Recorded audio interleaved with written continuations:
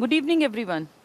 उम्मीद करती हूँ सभी लोग बढ़िया तरीके से पढ़ रहे होंगे और आज एक छोटा सा टॉपिक हम पढ़ेंगे, पुरस्कार और सम्मान का। बहुत छोटे छोटे टॉपिक रह गए हैं, टाइम ज़्यादा नहीं लगेगा इनमें और इनमें कुछ खास सीखना भी नहीं है। ये तो पूरे क्रैमिंग बेस्ड है भैया, ये पढ़ने पड़ेंगे और 2-3 बार रीड करोगे। इनमें आएगा क्या क्वेश्चन, या तो किसी अवार्ड का फील्ड पूछ लेंगे, जैसे मान लीजिए कहते हैं कि संतोख सिंह किस में मिलता है, या भाई जो इस टाइप के है ना भाई, बाल मुकुंद गुप्त प्राइज किस में मिलता है, या झांसी की रानी वाले नाम पर, या आपकी शन्नो देवी के नाम पर, या इंदिरा गांधी के नाम पर, या सूर सम्मान है, या क्या हरियाणा में शौर्य सम्मानों को भी कोई अमाउंट डिसाइड किया गया है। तो बहुत बेसिक सी बातें आती हैं और ये पढ़ के ही समझ में आ सकती हैं। ठीक है, ऐसा नहीं है कि इनका कोई कॉन्सेप्ट आपको क्लियर होगा, कॉन्सेप्ट कुछ है ही नहीं भाई। एक एकेडमी है कोई, वो सम्मान देती है, या तो ये शौर्य सम्मान होंगे, और क्योंकि हरियाणा के लोगों ने ना सेना में बहुत सारे काम किए हैं और बहुत प्राउड की बात है कि इस पूरे भारत में कितनी करोड़ों की आबादी है, सिर्फ 21 लोगों को आज तक परमवीर चक्र मिला है। उन 21 में से एक हम भी हैं। जितने स्टेट है ना उतनों को भी भारत रत्न ये नहीं मिला, परमवीर चक्र। तो आप लगा लीजिए 21 में से एक हमारे यहाँ के हैं। फिर हमारे कई जो हमारे जाबाज हुए हैं सेना में किसी न किसी फॉर्म में, जिसने बहुत अच्छा प्रदर्शन किया। अगर नंबर ऑफ सोल्जर्स निकालें तो सबसे ज़्यादा हरियाणा के लोग मिलेंगे, लेकिन जिन्होंने बड़ा काम और बड़ा नाम खड़ा किया है उन लोगों में भी हमारे परमवीर चक्र प्राप्त करता है, महावीर चक्र प्राप्त करता है, वीर चक्र प्राप्त करता है, अशोक चक्र हरियाणा के लोगों को मिला, शौर्य चक्र हरियाणा के लोगों ने ले रखा है, कीर्ति चक्र भी हम लोगों को मिल चुका। तो इस तरह बहुत सारी फील्ड हैं जिसमें हरियाणा के लोगों ने कहीं ना कहीं किसी फॉर्म में बाकियों से बेहतर परफॉर्मेंस दिखाई और इसीलिए उनके नाम बड़े बड़े प्राइज किए गए। अब पुराने लोगों की अगर मैं बात करूं तो पुराने लोगों के नाम पर जिन्होंने साहित्य में बहुत बड़ा योगदान दिया, जैसे बाल मुकुंद गुप्त जी हैं, पत्रकार थे ना, गुड़ियानी 1865 में 14 नवंबर को पैदा हुए थे, अंग्रेज़ों के खिलाफ लिखा करते थे। तो उनकी इंपॉर्टेंस आज के समाज में देखें तो बहुत ज़्यादा है, इसलिए उनके नाम का हमने प्राइज़ चला दिया हमारी हरियाणा सरकार ने। ऐसी ही बात करें लक्ष्मी चंद जी की, या मेहर सिंह की, या शन्नो देवी की, जो पूरे भारत की पहली महिला बनी जो विधानसभा की स्पीकर बनी। तो इस तरह के लोग जिन्होंने कुछ अलग हटके किया, उनके नाम पर वो तो चले गए, लेकिन उनके नाम के अवार्ड आज भी उनको जीवंत रखे हुए हैं।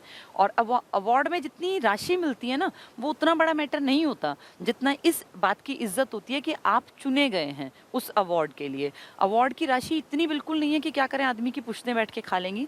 अब इस साल 2020 में इनफैक्ट सरकार ने राशि बढ़ाने के ऊपर काम किया था और कई सारे प्राइजेस की राशि अच्छी खासी भी मिलने लग गई।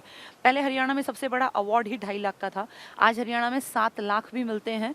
और ये साहित्य की बता रही हूँ, वैसे तो 6 करोड़ भी मिलते हैं ओलंपिक्स जीत के आने वाले को, लेकिन वो स्पोर्ट्स की अलग कैटेगरी है।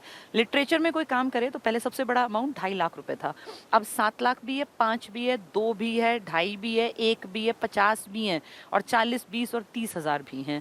तो ये डिपेंड करता है कि आप किस कैटेगरी में कौन सा अवार्ड लेने के हकदार है, उसके अकॉर्डिंग आपको अमाउंट मिलेगा। ठीक है, अमाउंट में फिर कह रही हूँ, इतने बड़े लोगों के लिए अमाउंट मैटर नहीं करता, पर पेपर में आता है और ये कभी भी बदल सकता है।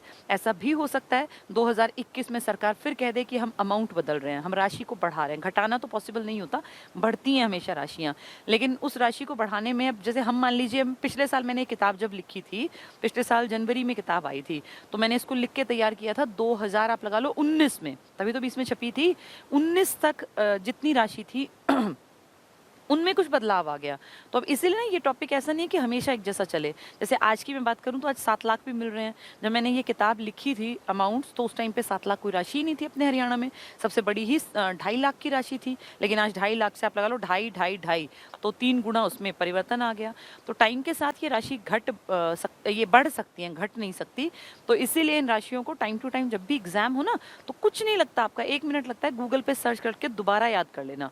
क्योंकि ऐसा हो सकता है, मान लीजिए जो आज 30,000 है, अब इसी सत्र में मान लीजिए सरकार कह दे कि 30 तो बहुत कम है, एक काम करो इसको 50,000 कर दो, तो चेंज आ जाएगा। जो 50 थी या 51,000 थी उनको 1 लाख कर देंगे। एक से हो सकता है 1.5 कर दें, 2 कर दें, 2.5 कर दें, 5 कर दें, 7 कर दें। तो राशि के ऊपर भी क्वेश्चन आते हैं।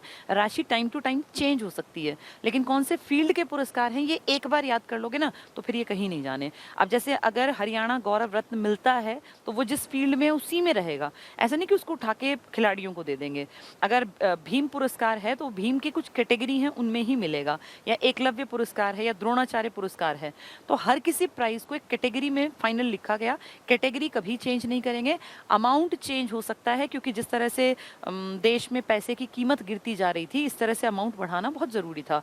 और पहले जब कभी ये स्टार्ट किए गए होंगे तो 51,000 बहुत बड़ी रकम रही होगी, लेकिन आज देखें तो 51,000 बहुत छोटी रकम है, इसलिए अमाउंट हमेशा चेंज हो सकते हैं। तो इसलिए मैं ये नहीं कहूँगी कि बिल्कुल रट के बैठ जाना।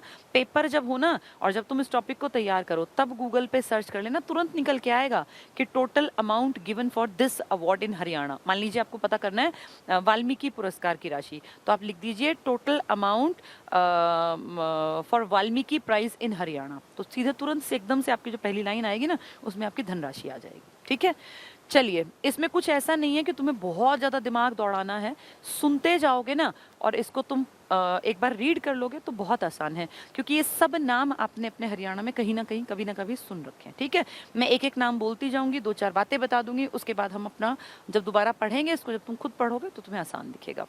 पुरस्कार और सम्मान, अवार्ड्स एंड प्राइजेस। सूर सम्मान, सूर कौन है? ये हैं सूरदास, जिनका जन्म आपने बहुत बार सुना, सीही गांव अपने हरियाणा के फरीदाबाद में पड़ता है, यहाँ ये जन्मे थे और इनका बहुत बड़ा योगदान है। सूरदास का जन्मांध थे, लेकिन भगवान कृष्ण की बहुत ही खूबसूरती से इन्होंने व्याख्या की और लोग इनके जो हैं भजनों को सुनने के लिए दूर दूर से आया करते थे।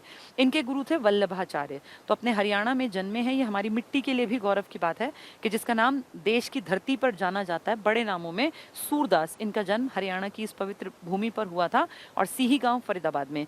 ये अकबर के समकालीन है, मतलब मध्यकाल भारत में ये रहा करते थे। ठीक है, थोड़ा पढ़ लेते हैं। ये पुरस्कार महान कवि सूरदास के नाम से प्रतिवर्ष हरियाणा सरकार द्वारा दिया जाता है, तो एक बात की सूरदास के नाम पर है। दूसरा, इस पुरस्कार के अंतर्गत 1.5 लाख रुपए मिलते थे, लेकिन 2020 के सेशन में ये बात उठी कि प्राइजेस बढ़ा दो भाई, ये बहुत छोटी धनराशि है, तो ये बढ़ा दिए गए और आज 5 लाख रुपए के आसपास इसमें मिलते हैं। तो ये अमाउंट एवर चेंजिंग है, ये कभी भी बदल सकता है, लेकिन इसका क्षेत्र नहीं बदलेगा। नाम से किसके से और किस फील्ड में, ये याद करना। जो ये अमाउंट्स हैं ये चेंज हो सकते हैं, तो इनको हम पेपरों से पहले अगर याद कर लोगे, कुछ नहीं है, एकदम भरोगे ना तुरंत निकल आएगा, गूगल पे पहला ही पॉइंट ये निकलेगा। तो उसमें आपको राशि देखनी है। ये जब किताब मैंने छपने के लिए दी थी 2019 में, जब इस पर काम किया तब राशि इतनी थी, अब ये राशि ज्यादा है। ठीक है, तो अब ये 5 लाख रुपए है। 22 मई 2016 से इस पुरस्कार का नाम सूर पुरस्कार से बदलकर सूर सम्मान कर दिया, तो कुछ खास नहीं फर्क पड़ा।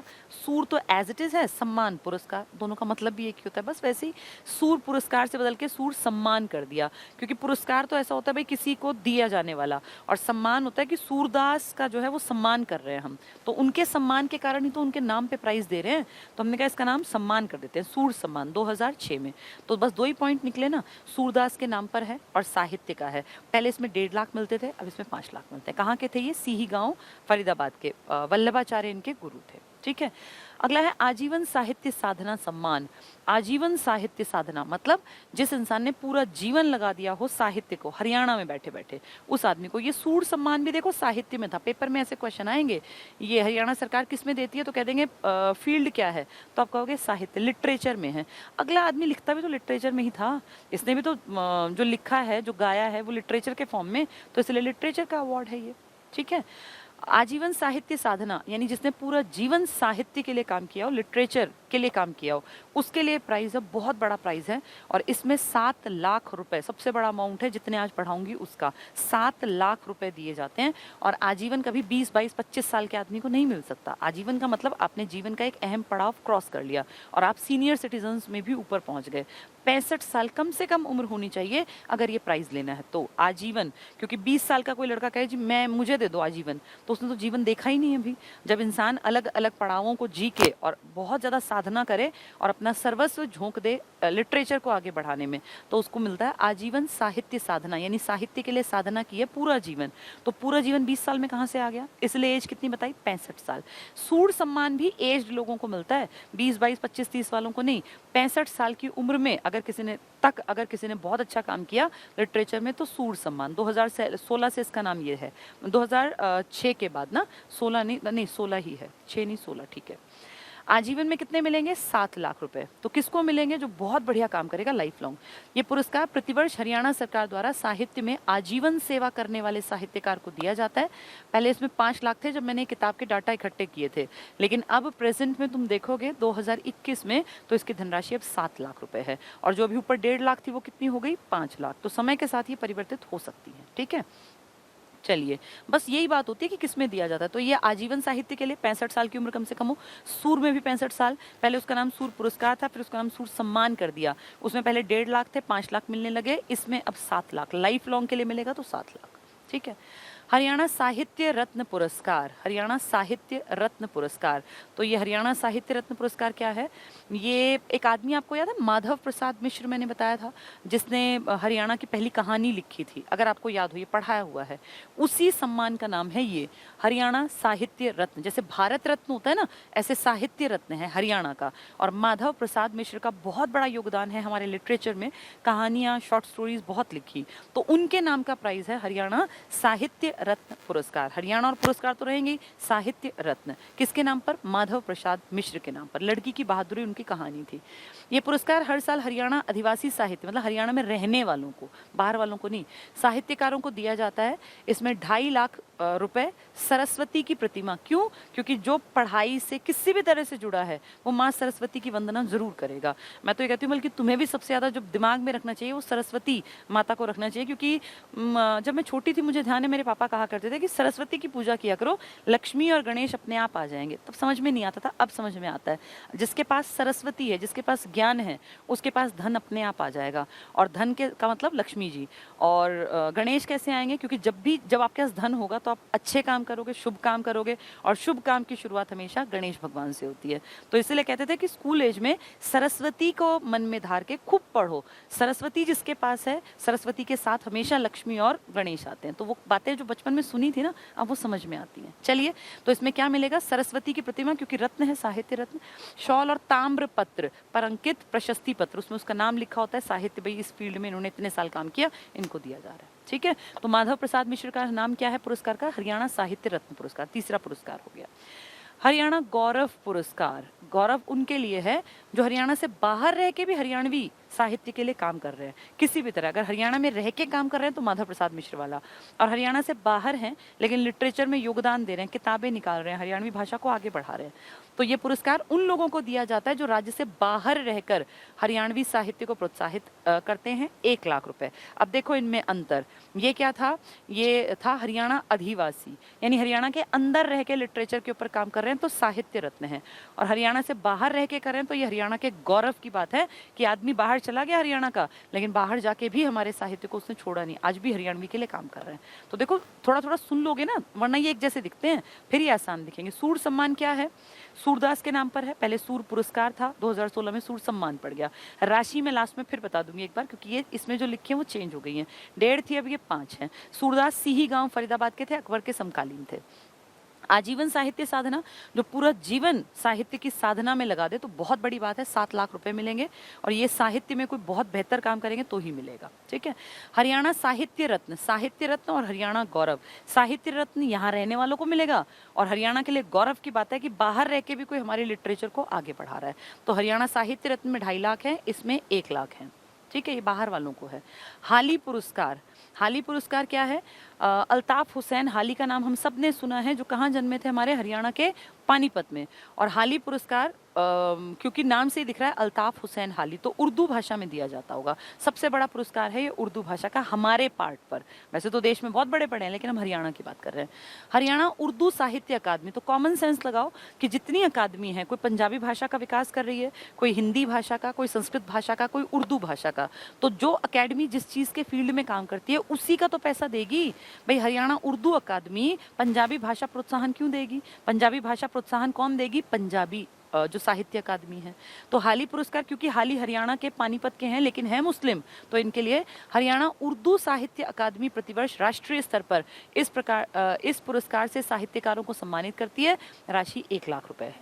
ये पीछे मेरे ख्याल बढ़ी है, ये भी शायद 2 लाख के आसपास आ गई है, अब बढ़ी है ये कुछ महीने पहले। तो हाली पुरस्कार कौन देगा? जो उर्दू अकादमी है, ठीक है। तो हमने 5-6 बड़े बड़े पढ़ लिए। लक्ष्मी चंद कोई शब्दों के मोहताज नहीं है, इतना विशाल इनका कद है कि आप उसको शब्दों में बांध ही नहीं सकते। लक्ष्मी चंद जी के बारे में जितना बोला जाए उतना कम है। 45 साल की छोटी सी उम्र में इतना बड़ा काम कर गए कि आज तक ऐसा लगता है कि सच में इनके ऊपर कोई माँ सरस्वती की कृपा थी। ब्रह्म ज्ञान की ऐसी बातें जो आज 1948 में जो आदमी एक्सपायर हो गया, वो कैसे देख पाया कि 2021 का भारत ऐसा होगा, उसको कैसे समझ में आया। उसके सामने कोई एग्जाम्पल नहीं था, कोई विदेश नहीं घूम के आया था, गाँव में अनपढ़ भी थे और गाय भैंस भी चराते थे। लेकिन वही बात है कि सरस्वती जिस पे मेहरबान हो उसको तो अपने आप नॉलेज आती चली जाती है। उनके नाम का पुरस्कार है, तो बड़ा पुरस्कार है भी। ये पुरस्कार हरियाणवी साहित्य, क्योंकि ये तो हरियाणवी भाषा यूज करते थे ना, तो हरियाणवी साहित्य के क्षेत्र में योगदान के लिए हरियाणा सरकार द्वारा प्रतिवर्ष प्रसिद्ध कवि और लोक कलाकार जो सांग वगैरह करते हैं, लक्ष्मी चंद के नाम से प्रदान किया जाता है। क्यों देते हैं? साहित्यिक क्षेत्र में उनके योगदान को देखते हुए हरियाणा कला और संस्कृति संस्थान, क्योंकि ये बहुत बड़े लोक कलाकार थे ना आपके लक्ष्मी चंद जी, तो इनका अवार्ड वही डिपार्टमेंट देगा। हरियाणा कला और संस्कृति संस्थान द्वारा ये पुरस्कार स्थापित किया गया। तो एग्जाम में आ जाएगा लक्ष्मी चंद पुरस्कार निम्न में से कौन सी संस्था देती है? अलग अलग ऑप्शन, जैसे हरियाणा उर्दू अकादमी, हरियाणा का कोई डिपार्टमेंट दे देंगे, तो याद रखना कला और संस्कृति वाला इसको देगा, ठीक है, लक्ष्मी चंद जी के नाम पर। इस पुरस्कार के अंतर्गत हरियाणा सरकार द्वारा 1 लाख की राशि प्रदान की जाती है। ये भी बढ़ी थी, ये 2 लाख हो गई थी पीछे। अब नेक्स्ट है बाल मुकुंद गुप्त पुरस्कार। बाल मुकुंद गुप्त को आपने बहुत बार सुना होगा और मैंने इसके बारे में बताया होगा कि बहुत बड़ी हस्ती हैं।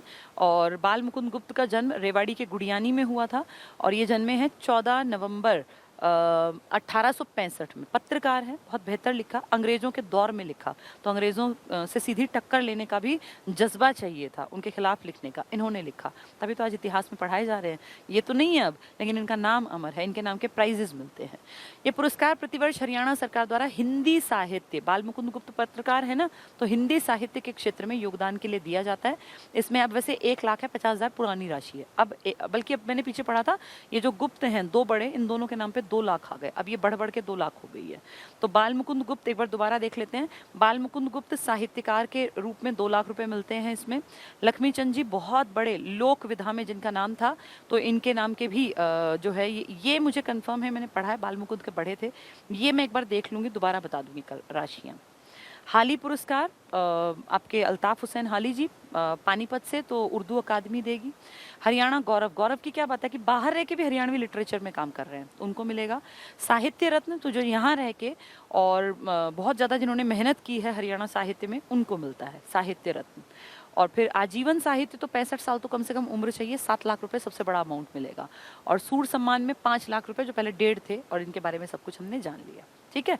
जैसे एक बार कोई समझा देना, उसके बाद पढ़ना बहुत आसान होता है। बाल मुकुंद गुप्त बताया ना, पत्रकार है, और गुप्त जी के नाम पर अब 2 लाख रुपए मिलते हैं, 50 पहले थे।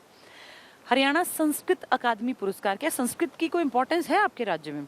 हमारे राज्य में संस्कृत की इतनी इंपॉर्टेंस है कि जो ऋग्वेद लिखा गया था, ऋग्वेद में संस्कृत का यूज किया गया था, तो ऋग्वेद तो आप ही के हरियाणा के आसपास तो था, सारी यही तो भूमि थी ब्रह्म प्रदेश वाली, सरस्वती नदी के आसपास का। इसका मतलब आपके यहाँ संस्कृत का बोलबाला रहा होगा। दूसरी चीज, वेद व्यास ने जितने चारों वेदों का संकलन किया, तो संस्कृत का यूज किया। जब महाभारत लिखी गई है तब भी संस्कृत का प्रचलन था। इसका मतलब संस्कृत साहित्य में बड़े अवार्ड मिलेंगे हमें। देखें, हरियाणा संस्कृत अकादमी, अब ये कौन से अवार्ड देगी? संस्कृत से जुड़े, ये उर्दू के नहीं देगी, वो उर्दू वाली अलग है। हरियाणा संस्कृत अकादमी द्वारा कौन कौन से पुरस्कार? महर्षि वाल्मीकि, वाल्मीकि आप अच्छी तरह जानते हैं, संस्कृत में रामायण लिखी है ना महर्षि वाल्मीकि जी ने, मतलब इनसे जुड़ा हुआ है उसका नाम, तो संस्कृत तो अपने आप आएगा, वाल्मीकि के टाइम में थी ही संस्कृत। तो ये पुरस्कार प्रतिवर्ष हरियाणा संस्कृत अकादमी द्वारा संस्कृत भाषा के विद्वान और साहित्यकारों को दिया जाता है। इसमें 1 लाख रुपए की धनराशि। तो वाल्मीकि है तो कॉमन सेंस लगाओ, रामायण के रचयिता, तो संस्कृत का पुरस्कार होगा। महर्षि वेद व्यास, वेद व्यास ने पुराण भी लिखी हैं, वेद व्यास ने आपके वेदों का भी संकलन किया, और वेद व्यास ने महाभारत भी लिखी, तो इन सब की भाषा संस्कृत ही तो है। इसका मतलब अवार्ड कौन देगा? संस्कृत वाले। यह पुरस्कार हरियाणा संस्कृत अकादमी द्वारा संस्कृत भाषा के विद्वान और साहित्यकारों को दिया जाता है, और इसकी राशि अब चेंज हुई होगी। 51 तो पहले थी, मैं एक बार फिर दोबारा देख के सारी करंट वाली वो लिखवा दूंगी, ठीक है। ये जिस दिन मैं पशुधन कराऊंगी ना, उस दिन मैं एक टेबल बनवा दूंगी, उसमें लिख लेना अपना।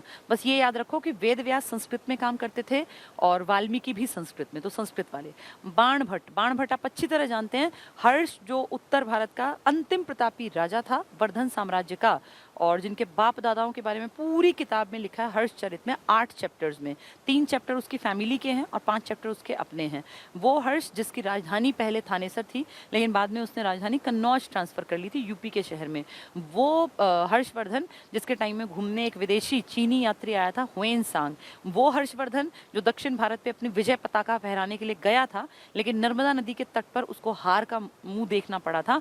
चालुक्य नरेश पुलकेशिन द्वितीय ने उसको हरा दिया था। इसकी जानकारी हमें हर्ष ने नहीं दी, इसकी जानकारी हमें चालुक्य नरेश ने ऐहोल अभिलेख में लिखवा कर दी। वही हर्ष। उसके यहाँ पे कौन था? बाणभट्ट, जिसने हर्षचरित लिखी है। हर्षचरित जो किताब है ना, उसका जो लैंग्वेज है संस्कृत है, तो इसलिए वही बाणभट्ट है, तो संस्कृत के लेखक थे। ये पुरस्कार हरियाणा संस्कृत अकादमी द्वारा संस्कृत भाषा के विद्वान और साहित्यकारों को दिया जाता है।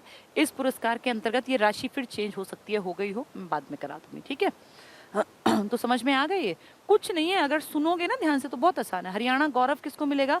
जो बाहर रह के हमारा नाम ऊंचा कर रहे हैं। आजीवन किसको मिलेगा? जिसने पूरी लाइफ लिटरेचर को दी हो, 65 साल कम से कम उम्र हो, 7 लाख रुपए। सूर सम्मान सूरदास के नाम पर, सीही गांव फरीदाबाद में जन्मे हैं, पहले 1.5 लाख थी, अब 5 लाख रुपए मिलते हैं। आसान ही है, टफ नहीं है।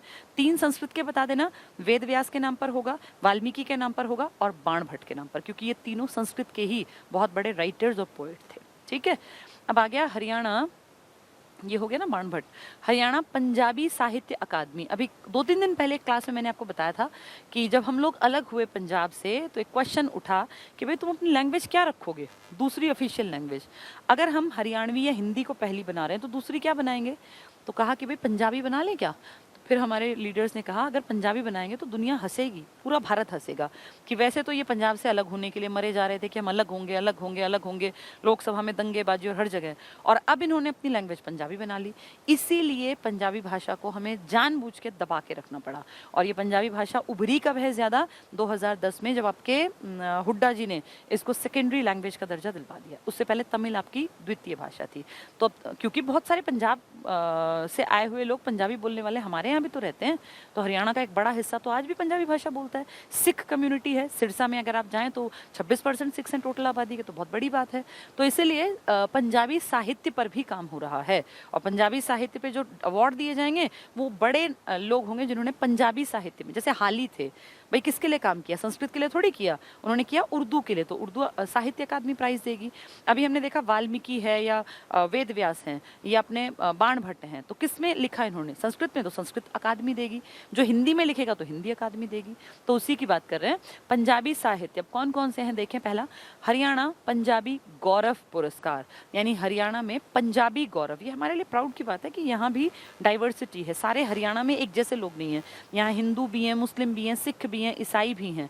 बहुत सारे ईसाई वाले जो लोग हैं वो फरीदाबाद के आसपास है ना, तभी तो वहाँ YMCA चलता था पहले, जिसका अब नाम बदला है, जगदीश चंद्र बोस कर दिया। पहले यंग मेंस क्रिश्चियन एसोसिएशन थी वहाँ फरीदाबाद में। क्रिश्चियन यानी ईसाई सबसे ज्यादा, हिंदू की तो खैर बेल्ट है ही है, लेकिन मुस्लिम पूछेंगे तो आपके पानीपत में और मेवात, जिसको आप नूह कहते हैं, और अगर ये पूछेंगे सिख तो आप कहेंगे मेन बेल्ट सिरसा के आसपास, ठीक है।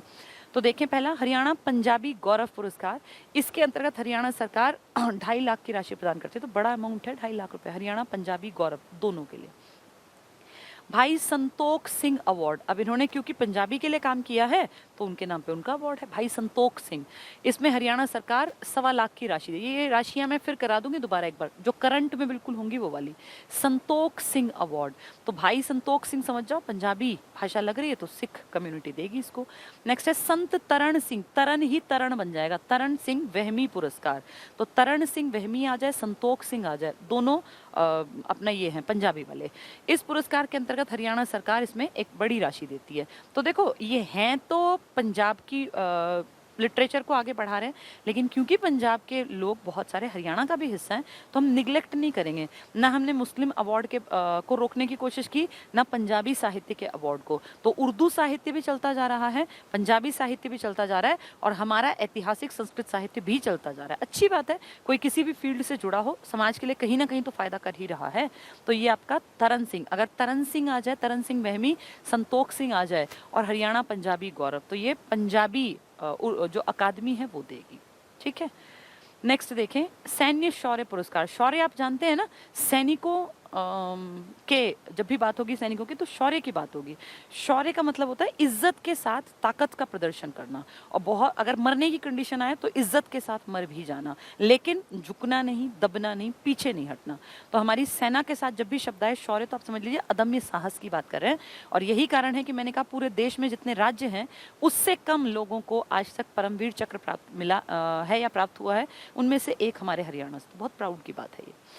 भारत सरकार द्वारा राज्य के सैन्य बलों और अधिकारियों को पुरस्कार दिए जाते हैं। पहला परमवीर, पहले मैं थोड़ा सा इसके बारे में बताना चाहूंगी, ये क्योंकि उससे ना आपको याद जल्दी होगा। एक बार थोड़ा सा बेसिक सा 2-4 बातें बता दूं मैं। अच्छा, इस पे लिखने के लिए बोर्ड नहीं है आज? अच्छा, उस तरफ है, ठीक है। देखो, हम प्राइजेस की बात कर लेते हैं थोड़ी सी, फिर समझना आसान होता है अगर बेस थोड़ा पता हो। आपके देश में ना शौर्य की बात करें तो इसका मतलब किसकी बात कर रहे हैं? मेनली सेना की, क्योंकि सिपाहियों में ही शौर्य ज्यादा होता है। इनमें सबसे बड़ा शौर्य सम्मान अगर आप कहते हैं तो देश में इससे बड़ा कोई अवार्ड नहीं है, परमवीर चक्र, PVC ऐसे लिखते हैं, परमवीर चक्र प्राप्त करता। बहुत बहुत प्राउड की बात है, और बहुत सारे लोगों को तो मरणोपरांत ही मिल पाता है। कुछ लोग हैं जिनको जिंदाओं को मिला, वैसे ज्यादातर मरणोपरांत मिलता है। परमवीर चक्र जो बहुत ज्यादा साहस दिखाए उन लोगों को मिलता है। इसके बाद आता है महावीर चक्र, ये दूसरा बड़ा शौर्य सम्मान है, और तीसरे का नाम है वीर चक्र। तुम इसको भूल जाओगे, इसका एक ट्रिक है जो मैं क्लास में भी बताती हूँ। जैसे जैसे अक्षर घटते जाएंगे इनका रैंक घटता जाएगा। इसमें देखो 5 अक्षर हैं तो सबसे बड़ा है, इसमें सिर्फ 4 अक्षर हैं, मात्राओं को छोड़ दो तो छोटा है, और ये सबसे छोटा है। तो सबसे बड़ा परमवीर, फिर महावीर, फिर वीर। ठीक है, ये शौर्य पुरस्कार है, और इनके अकॉर्डिंग इनकी जैसे रैंक घटेगा तो धनराशि भी घटेगी। कभी कभी ऐसा होता है कि लड़ाई झगड़े ना हो रहे हो लेकिन शौर्य का प्रदर्शन करना पड़ जाए। जैसे आपको याद है एक लड़की थी, वो नीरजा भानोट, अगर आपको याद हो, एक प्लेन हाईजैक हुआ था, देखो मूवी भी आई थी उसके ऊपर, अनिल कपूर की बेटी सोनम कपूर ने उसमें अच्छा लीड रोल किया था। उस लड़की ने कितने सारे लोगों को अपनी जान दाव पे लगा के बचा लिया। हाईजैकिंग का वो किस्सा था ना पूरा, तो आप ये लगा लो उसने ऐसा साहस दिखाया जो हर कोई नहीं दिखा सकता। तो ऐसे लोग जो पब्लिक में से हैं या मान लीजिए सेना में भी हैं, और शांति काल के दौरान वो कुछ ऐसा करते हैं कि जिससे शौर्य दिखाई देता है, तो ऐसे लोगों के लिए भी अवार्ड है। इनको हम कहते हैं शांतिकालीन शौर्य, यानी जब शांति काल है, कोई लड़ाई नहीं हुई, लेकिन फिर भी उस कंडीशन में भी आपने अपना शौर्य का प्रदर्शन किया, तो शांतिकालीन शौर्य पुरस्कारों में सबसे पहले का नाम है अशोक चक्र। याद रखना बहुत आसान है, अशोक शांति प्रिय राजा था लेकिन बड़ा राजा था, तो पहला जो शांति के काल का सबसे बड़ा शौर्य पुरस्कार है वो अशोक चक्र है। इसके बाद आ जाता है वीर चक्र, कीर्ति चक्र, बहुत सारे आ जाते हैं, ये मेन याद रखना। तो शांतिकालीन पूछेंगे तो अशोक का नाम ले देना, और वैसे कहेंगे शौर्य में तो पहले परमवीर, फिर महावीर, फिर वीर। अब मान लीजिए कोई आदमी आपके राज्य से वीर चक्र लेकर आया, तो क्या आप उसको पैसे देंगे? बिल्कुल, हमारी सरकार कहती है अगर कोई भी इनमें से कोई भी चक्र ले आया तो ये हमारे लिए प्राउड की बात है। एक आदमी को प्राइज देने से ना 1000 लोगों को लगता है कि यार हम भी ऐसे क्यों ना बने। जैसे ना प्राइज देने से फायदे होते हैं, हमेशा प्राइज देने से नुकसान नहीं होता। किसी भी बच्चे के मन में अगर आप कहते हैं कि तेरे इतने मार्क्स आए, मान लीजिए 4 साल का बच्चा, 5 साल का, आप कहते हैं बेटा अगर फुल मार्क्स आए चॉकलेट मिलेगी, तो अभी वो ट्रैक पे नहीं है पढ़ाई के पे, लेकिन चॉकलेट के चक्कर में वो कोशिश करेगा। ऐसे ही साहित्य है, लोग लिखना छोड़ दें अगर प्राइजेस ना मिले। ये जो लड़ते हैं ये पैसों के लिए नहीं लड़ते, लेकिन एक रिस्पेक्ट होती है कि अगर आपने अपने देश के लिए जान हथेली पर लेकर आपने चिंता ही नहीं की, ना परिवार की, ना माँ की, ना बाप की, ना पत्नी की, ना बच्चों की, तो ये प्राउड की बात है पूरे देश के लिए, और इसलिए उन लोगों को नवाजा जाता है बड़े बड़े पुरस्कारों से। उनकी देखा देखी बाकी जो नहीं ले पाए प्राइज, उनके मन में भी आता है कि यार हमें भी ये वाला प्राइज लेना है, तो बहुत बड़ी बात है ये। चलिए अब इनको डिटेल से पढ़ लेते हैं थोड़ा थोड़ा करके। सबसे पहला कौन सा है? परमवीर था ना पहला, ये देखो परमवीर चक्र। तो क्या कह रहे हैं, ये भारत का सबसे बड़ा सैन्य पुरस्कार है। हरियाणा के सोनीपत, हमारे सिर्फ एक सोनीपत के आदमी थे जो बाद में ब्रिगेडियर भी बन गए थे। सोनीपत जिले के सिसाना गांव में 1936 को जन्मे थे मेजर होशियार सिंह। बाद में ये मेजर रैंक बढ़ते बढ़ते ब्रिगेडियर बन गए थे। तो मेजर जिनका नाम है होशियार सिंह, कब? अंग्रेजों के टाइम पे जन्मे थे ये। होशियार सिंह बाद में ब्रिगेडियर भी बने, को अपनी बहादुरी और कुशल नेतृत्व के लिए भारत सरकार द्वारा 1972 में 1972 में परमवीर चक्र से सम्मानित किया गया। 71 की लड़ाई में इन्होंने बहुत बढ़िया प्रदर्शन किया था और बहुत सारे पाकिस्तानी सैनिकों को जो गलत हमारे इंडिया की तरफ मंशा से बढ़ रहे थे, अकेले ने मार गिराया था। इसीलिए इनको मिला था, मतलब इनकी लीडरशिप में लोगों ने बहुत कुछ अच्छे काम किए 71 के युद्ध में, इसीलिए इनके टाइम पे इनको 1972, क्योंकि 71 की लड़ाई खत्म हुई थी, परमवीर चक्र से सम्मानित किया गया। हरियाणा के एकमात्र परमवीर चक्र प्राप्त विजेता हैं। तो जिसको परमवीर मिला, पूरे देश में 21 लोग हैं, उनमें से एक तो आपके यहाँ से हैं। क्या नाम है? मेजर होशियार सिंह। जब रिटायर हुए तो ब्रिगेडियर होशियार सिंह थे। बहुत बड़ी बात है, बहुत बड़ी अचीवमेंट है। किस सन में मिला? 1972। क्यों? क्योंकि 71 की लड़ाई में जीत के आए थे। नेक्स्ट है महावीर चक्र। परमवीर में 5 अक्षर 4 अक्षर, उससे छोटा है। ये पुरस्कार देश का दूसरा सबसे बड़ा, तो सबसे बड़ा कौन सा है लड़ाई झगड़े वाला? तो परमवीर। सैन्य पुरस्कार ये आम आदमी को नहीं मिलते। आम आदमी को अशोक चक्र मिल सकता है क्योंकि वो शांति काल में दिया जा सकता है। ये सिर्फ सेना को मिल सकते हैं क्योंकि ये लड़ाई, और जब हम लोग विदेशों में जाते हैं या विदेशी हमारी टेरिटरी में घुस जाते हैं, उस टाइम पे साहस दिखाने के लिए मिलते हैं। तो दूसरा सबसे बड़ा सैन्य पुरस्कार है। ये पुरस्कार युद्ध काल में, जब युद्ध चल रहा हो, कोई शौर्य दिखाए, वीरता दिखाए, अदम्य साहस, इसके लिए भारत सरकार देती है। यानी जब भी लड़ाई होती है कभी भी, चाहे वो 1947 की लड़ाई थी, वो 71 की लड़ाई थी, वो 62 की लड़ाई थी, वो 65 का युद्ध था, हमेशा जब जब अच्छे अच्छे काम किए लोगों ने अपने देश के लिए, वो मर गए, कोई 18 का, कोई 20 का, कोई 22 का, कोई 25 का, उन लोगों को मिलते हैं ये। ठीक है। ये पुरस्कार कौन देता है? भारत के राष्ट्रपति। महावीर तो हमारे यहाँ कईयों को मिल चुका, लेकिन परमवीर सिर्फ एक को मिला। देश में 21 तो मिले हैं। वीर चक्र ये भी कईयों को मिला है। ये देश का तीसरा सबसे बड़ा सैन्य पुरस्कार है। आपके यहाँ रूपचंद थे सोनीपत जिले से, खरखौदा, 1948 में कौन सा युद्ध हुआ होगा? तुम खुद कॉमन सेंस लगाओ। 47 के आज़ाद होते ही लड़ाई हुई थी ना हमारी और पाकिस्तान की, तो जिसने अच्छा काम किया उनको अवार्ड दिया। 48 में एक तो पहला नाम आया रूपचंद का, दूसरा सूबेदार शिवोचंद राम, हिसार के कुलेरी गांव से थे 1945 में, यानी अंग्रेजों के टाइम में, जब आप आज़ाद नहीं हुए, अंग्रेजी सेना में थे ये। और हवलदार लक्ष्मी चंद, भिवानी जिला धनानी गाँव, इनको मरणोपरांत मिला है 67 में। कौन सा युद्ध हुआ होगा? 65 के युद्ध के कारण मिला होगा। ठीक है। तो ये जब भी मिलेंगे लड़ाई के हेर फेर में मिलेंगे। और भारत सरकार द्वारा वीर चक्र से सम्मानित किया जा चुका। तो सन आपसे नहीं पूछेंगे, लेकिन आपको याद रखना पड़ेगा कि भाई कई लोगों को वीर चक्र मिला है, कुछ लोगों को महावीर मिला है, और सिर्फ एक आदमी को परमवीर मिला है। ये कब दिए जाते हैं? ये सेना के सबसे बड़े सम्मान हैं, तो सैन्य शौर्य पुरस्कार हैं, ये अवार्ड पुरस्कार को ही कहते हैं। तो सबसे बड़ा परमवीर, फिर महावीर, फिर वीर। ठीक है। अब अवार्ड में शील्ड तो मिलती ही मिलती हैं, ताम्रपत्र वगैरह तो, शॉल मिलते हैं, लेकिन उससे बड़ी चीज़ होती है भाई कुछ असिस्टेंस मॉनिटरी भी होना चाहिए, ताकि आदमी का मन करे काम करने का। जैसे किसी भी चीज़ में अगर ये हो ना भाई इसके लिए धनराशि भी मिलेगी, धनराशि के लिए काम नहीं करते लोग, लेकिन अगर मिल जाए तो वो एक सेकेंडरी। अब जैसे आपके यहाँ से खिलाड़ी आते हैं पूरे देश में से, आपके यहाँ से भी जाते हैं, तो आपकी सरकार ने सबसे बड़ा अमाउंट घोषित कर रखा है कि अगर कोई हरियाणा से ओलंपिक में गोल्ड मेडल लाता है तो हम उसको 6 करोड़ रुपए देंगे। 6 करोड़ के लिए कोई नहीं खेल रहा, खेल देश के लिए रहे हैं, देश की मिट्टी के लिए रहे हैं, लेकिन जब वो वापस आते हैं तो एक रिगार्ड होता है कि भाई इसने हरियाणा की मिट्टी के नाम को कहाँ तक पहुंचा दिया। तो इसलिए फिर हम खुश होके कि भाई ठीक है, जैसे खुशी में होता है ना भाई किसी को आप कोई गिफ्ट दे रहे हैं, इसलिए हमने धनराशि दे रखी है। बाकी ये नहीं कि धनराशि के लिए वो खेलने जाते हैं। ठीक है।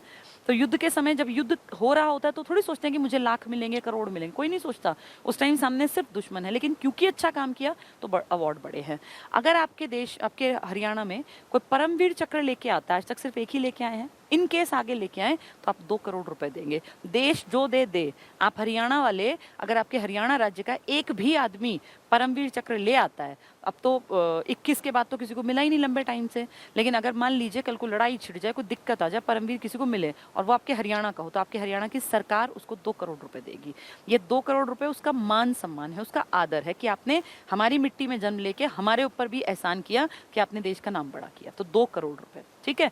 अब उसके नीचे कौन सा था? महावीर चक्र। तो ये मान के चलो कि परमवीर में बहुत ज्यादा साहस की जरूरत होती है, महावीर भी साहसी को मिलता है, लेकिन सेकंड नंबर का, तो राशि घटा दी, 1 करोड़ कर दी।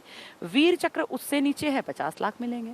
इसके अलावा कोई सेना, नौसेना, वायुसेना यानी आर्मी, एयरफोर्स, नेवी में कोई बड़े मेडल मिलते हो तो 21 लाख आपके लोगों को मिले, वो भी भारत सरकार नहीं, हरियाणा सरकार देगी, 21 लाख। और मेंशन इन डिस्पैच, शौर्य के लिए कोई अवार्ड होता होगा, 10 लाख रुपए। फिर शांति के समय शौर्य पुरस्कार में सबसे बड़ा शांति के समय कौन था? अशोक, यही तो था ना, अशोक चक्र। अगर ये मिलता है तो 1 करोड़। अब आप देखो, अगर लड़ाई के टाइम पे सबसे बड़ा मिलता है तो 2 करोड़। कौन सा था? परमवीर। महावीर है तो 1 करोड़, और वीर है तो 50 लाख। ऐसे ही पढ़ा ना हमने, 2, 1, 50, ऐसे ही तो था। देखो, ये देखो, 2, 1 और 50, ये है लड़ाई के दौर वाले। और अगर बिना लड़ाई के शांति के टाइम हो तो उस 2 की जगह 1 मिलेगा, यानी अंतर है। वो था अदम्य साहस, ये है 1 करोड़। फिर कीर्ति चक्र, शौर्य चक्र, अब पैसे घटते जाएंगे, इनको ज़्यादा याद करने की जरूरत है, एक आइडिया ले लेना बस कि सबसे ज़्यादा अशोक में मिलते होंगे शांति काल में 1 करोड़, फिर कीर्ति में 51, फिर शौर्य में 31, फिर धीरे धीरे घटते जाएंगे ये, ठीक है। चलिए इसके बाद बात करते हैं महिलाओं के लिए स्थापित नवीनतम। तो हमने क्या देखा? लिटरेचर के अवार्ड देखे, उर्दू साहित्य के देखे, संस्कृत साहित्य के देखे, पंजाबी साहित्य के देखे, ये देख लिए ना हमने। और जीवन भर कोई काम किया तो देखा, हरियाणा गौरव सम्मान देखा, सूर सम्मान देखा। फिर हमने सैनिकों के परमवीर, महावीर, वीर, और उसके साथ साथ अशोक और कीर्ति चक्र और इस तरह के सारे चक्र पढ़ लिए। अब हम आ गए महिलाओं के लिए स्थापित नवीनतम पुरस्कार 2010, यानी हुड्डा जी की सरकार थी, कांग्रेस सरकार थी। 3 बड़े प्राइज शुरू हुए। महिलाओं को भी तो मोटिवेट करें, आदमियों को सारे प्राइज मिलते जा रहे हैं, महिलाओं को स्पेशल कोई प्राइज दो ताकि वो काम करने के लिए उत्सुक हो, वो कोशिश करें कि हम किसी फील्ड में अच्छा करें। जैसे प्राइज एक को मिलता है ना, इंस्पिरेशन लाखों को मिल जाती है। आज सेंटर में एक लड़का आया था, जो सेंटर वाले हैं वो जुड़े भी होंगे, पता भी होगा, फेसबुक पे लाइव भी किया था वो। 20 साल की उसकी उम्र थी और 40,000 की सैलरी का वो अधिकारी बन गया। वो कह रहा था अभी मैं ट्रेनिंग पीरियड में हूँ, अभी तो कटवट के 11,000 मिलते हैं, लेकिन अब ट्रेनिंग बस पूरी होने वाली है और फिर 40,000 मिलेंगे महीने के। आप ये लगाओ, 20 साल के बच्चे के लिए 40,000 रुपये, एक बड़ी अच्छी बात मुझे उसकी लगी, बहुत ही बढ़िया। जैसे मैंने खुद सोचा कि कितना अच्छा बोला इस बच्चे ने लाइन। उससे परिमल सर ने पूछा कि नौकरी लगने से पहले और नौकरी लगने के बाद क्या अंतर आया, तो उसने जो परफेक्ट आंसर दिया, जो मैं सोच भी नहीं सकती थी, उसने कहा कि नौकरी लगने से पहले पैसे सोच के खर्च करने पड़ते थे और नौकरी लगने के बाद पैसे मैनेज कैसे करूं ये सोचना पड़ता है। कितनी बड़ी बात है, गागर में सागर भर दिया उस बच्चे ने। और सच में मतलब मैंने सुन के मुझे बड़ा इंप्रेसिव लगा कि 2 लाइंस में इसने कितना बड़ा मोटिवेशन दे दिया और उसको खुद उसके मन में ये बात आई। और ये सच भी है, जब आप नहीं कमा रहे होते हैं तो आप मम्मी से अगर 1,000 रुपये भी ले रहे हैं, पिताजी से 1,000-2,000 ले रहे हैं, तो आपको वो खर्च करते टाइम एकदम मन पे पत्थर रखना पड़ता है, क्योंकि वो तो रोज रोज घटेंगे। लेकिन जब आप सैलरी पे आते हैं, 40,000 आप महीने के कमाने लगते हैं, तो आप ये लगा लो 1 साल में आप लगभग 5 लाख रुपए कमा रहे हैं। अब आप टैक्स के दायरे में आएंगे, अब आपको अपने पैसे मैनेज करने हैं कि मैं कैसे टैक्स में छूट पा सकता हूँ, मैं क्या कुछ करूँ कि मुझे टैक्स से छुटकारा मिलके और मैं इस चीज़ में अपना पैसा इन्वेस्ट कर दूँ। कितना बड़ा अंतर है ना, और इस अंतर को ओवरकम करने में ही खुशी है। यानी एक वो इंसान जो कुछ नहीं कमाता, जो 1-2 हज़ार किसी से मिले उसको सोच सोच के खर्च करता है कि रोज घटेंगे घटेंगे घटेंगे, और एक वो 20 साल का लड़का जो पैसे मैं कैसे मैनेज करूं ये सोचता है। तो ये सब चीज़ें इंपॉर्टेंट हैं। चलिए, तो महिलाओं के लिए भी आया कि भैया मोटिवेशन। अब उस एक लड़के ने आज जब बातचीत की तो पता नहीं कितने सारे लोग मोटिवेशन फील किया होगा। ऐसे ही महिलाओं को भी मोटिवेशन चाहिए, तो इनके नाम के 3 बड़े प्राइज 2010 में बना दिए, बड़ी बड़ी महिलाओं के नाम पर। देखें ज़रा, हरियाणा सरकार ने 8 मार्च क्यों चुना महिला दिवस? 2010 को अंतर्राष्ट्रीय महिला दिवस के उपलक्ष्य में महिलाओं को प्रोत्साहन देने के लिए 3 राज्य स्तर के पुरस्कारों की घोषणा की। 3 पुरस्कार 2010 में घोषणा। पहला, इंदिरा गांधी महिला शक्ति पुरस्कार। 2010 में हुड्डा जी की सरकार है, कांग्रेस के आदमी है, तो जो प्राइज चलाएंगे वो महिलाओं के नाम पे, इंदिरा के नाम पे चलाएंगे। तो इंदिरा गांधी महिला शक्ति पुरस्कार, तो कहीं ना कहीं इसमें इंदिरा का जिक्र आ गया। इसकी स्थापना 2010 में की गई। उन महिलाओं को दिया जाता है जिन्होंने निस्वार्थ भाव से समाज के लिए और महिलाओं और बच्चों के पुनर्वास के लिए उत्कृष्ट बेस्ट काम किया। यानी किसी भी औरत ने अगर सोशल सर्विस की हो किसी भी फॉर्म में, औरतों और बच्चों के लिए उन्होंने योगदान दिया हो उनके जीवन को बेहतर बनाने में, किसी एनजीओ के माध्यम से या किसी भी तरह से, तो वो इसकी अधिकारी है। इंदिरा गांधी नाम से महिला, तो औरतों के लिए शक्ति पुरस्कार। तो ये किसके लिए है? जो सोशल सर्विस में है। इन पुरस्कारों के अंतर्गत हरियाणा सरकार के द्वारा 1.5 लाख की राशि प्रदान की जाती है। तो सोशल सर्विस की तरफ महिलाएं अपने आप चलेंगी कि भाई प्राइज भी मिल सकता है अगर मैं अच्छे काम करूं, तो मोटिवेशन है एक। नेक्स्ट है कल्पना चावला शौर्य पुरस्कार। कल्पना चावला को मैंने बहुत डिटेल में आपको समझाया था। ये करनाल से हैं, भारत की पहली महिला है जिन्हें नासा में जाने का मौका मिला। महज 33 साल की छोटी सी उम्र में ये नासा के लिए सेलेक्ट हुई 1994 में, और 97 में इनको धरती से बाहर जाकर रिसर्च करने का मौका मिला 1997 में। STS 87 इनके अभियान दल का नाम था, और फिर कुछ सालों बाद इनको फिर मौका मिला, लेकिन वो साल अनलकी रहा। और 1 फरवरी 2003 को इनका जिसमें ये स्पेसशिप में बाहर गए थे, वो धरती पे आने से ठीक 16 मिनट पहले उसमें आग लग गई और बहुत बड़े धमाके के साथ सब कुछ खत्म हो गया, चाहे वो 7 क्रू मेंबर्स हों या उनके साथ लाई हुई इंफॉर्मेशन। STS 107 इनके मिशन का नाम था, ठीक है, तो उनके नाम पर है। भारत की पहली महिला अंतरिक्ष यात्री कल्पना चावला के नाम पर 2010 में कल्पना चावला शौर्य पुरस्कार की स्थापना की गई। तो इंदिरा गांधी का भी इसी साल है और कल्पना चावला का भी, क्योंकि कांग्रेस की सरकार है तो इंदिरा के नाम से चलाया। ये पुरस्कार उन महिलाओं को दिया जाता है जिन्होंने अपने जीवन में जोखिम उठाकर अनुकरणीय साहस का परिचय दिया। यानी औरतों ने कोई बहुत साहसी काम, देखो अभी इंदिरा गांधी वाला साहसी को नहीं था, ये था सोशल सर्विस वाली महिलाओं को ये मिलता है जिसने कोई ऐसा काम किया कि जिसको लोग अनुकरण करें। अनुकरण मतलब इमिटेशन, वैसा बनने की कोशिश करें। तो क्या कह रहे हैं, अपने जीवन में जोखिम उठाकर अनुकरणीय साहस की भाई उस जैसा बनना चाहिए का परिचय दिया है। जैसे रानी लक्ष्मीबाई जो थी ना, वो अनुकरणीय साहस दिखा गई कि इतनी औरतें इतनी अगर सॉफ्ट कोमल हो सकती हैं तो इतनी सख्त और इतनी ज़्यादा स्ट्रांग भी हो सकती हैं कि वो अपने पति के मरने के बाद पूरे साम्राज्य की स्वामी बन गई, और कैसे अपने उस गोद लिए बच्चे को, 2 साल के बच्चे को कमर पे बांध के और राजमहल की दीवार से सीधे घोड़ा नीचे कूदा दिया। तो ये सब दिखाता है कि औरतें बहुत कुछ भी कर सकती हैं। तो ये उन्हीं के लिए है, जोखिम उठाकर अनुकरणीय साहस का। 51,000। अब देखो ये वाला जो था इसमें राशि ज़्यादा थी, नाम भी तो बड़ा था ना। और ये जो नाम है, अब ये हमारे लिए बड़ा है क्योंकि हम पढ़े लिखे हैं, लेकिन बाकी इंडिया में आप देखें तो कल्पना चावला को वो वैल्यू नहीं मिलेगी ना जो इंदिरा गांधी को मिलेगी। मन से आप बेशक इज्जत ज़्यादा करें क्योंकि इनका काम सच में बहुत बड़ा था, लेकिन एक होता ना भाई लिस्ट बनेगी तो इनका नाम नहीं आएगा, उसमें तो पहला नाम राष्ट्रपति का आएगा और फिर प्रधानमंत्रियों के आएंगे, फिर पूर्व प्रधानमंत्रियों के, पूर्व राष्ट्रपतियों के, ठीक है। चलिए, शन्नो देवी, ये महिला भी बहुत बड़ा नाम है और ये भारत की पहली महिला है जो किसी भी राज्य की विधानसभा की अध्यक्षा बनी है। ये पंजाब विधानसभा की उपाध्यक्ष थी और वहाँ से एक्सपीरियंस लेके हरियाणा की अध्यक्षा बनी कुछ महीने ही। 1966 में हम बने थे, 67 के मार्च में नया बन गया, लेकिन नवंबर, दिसंबर, जनवरी, फरवरी 4 महीने तो रही, उतना ही बहुत। तो शन्नो देवी पंचायती राज, अब समझ जाओ ये ग्रामीण क्षेत्र की महिलाओं को मिलता होगा। हरियाणा विधानसभा की पहली महिला अध्यक्षा बहन शन्नो देवी के नाम पर इसकी स्थापना भी 2010। तो इंदिरा गांधी, कल्पना चावला, शन्नो देवी, तीनों महिलाओं के नाम पर। यह पुरस्कार उन महिला पंचायत मुखियाओं को, पहला पुरस्कार था सोशल सर्विस करने वाली महिलाओं को, इंदिरा गांधी, दूसरा था जो अनुकरणीय साहस दिखाएं, कल्पना चावला, और तीसरा है जो पंचायत से जुड़ी हों। तो महिला पंचायत मुखियाओं को दिया जाएगा जिन्होंने महिला सशक्तिकरण यानी औरतों को एम्पावर करना, महिला साक्षरता, स्वास्थ्य, पोषण, पर्यावरण संरक्षण और शिक्षा के सार्वभौमिक कार्यों के लिए असाधारण कार्य किए हों। यानी पंचायत में कोई महिलाएं अगर बहुत अच्छे डिसीजंस लें औरतों की स्थिति को सुधारने के लिए, उनकी पढ़ाई को लेकर, उनके कामकाज को लेकर, उनके प्रति नजरिए को लेकर, उनको इंडिपेंडेंट बनाने के लिए, तो फिर उनको दिया जाएगा। तो शन्नो देवी ये पंचायती स्तर पे महिलाओं को मिलेगा। कल्पना चावला वाला अनुकरणीय साहस कोई महिला दिखाए, और अगर कोई एनजीओ के थ्रू काम करे समाज की भलाई के लिए तो इंदिरा गांधी महिला शक्ति, ठीक है। फिर इसमें हरियाणा सरकार 1 लाख रुपए की धनराशि। तो ये अलग अलग फील्ड हैं 3 औरतों के, ऐसा नहीं कि कोई किसी में पकड़ा दो।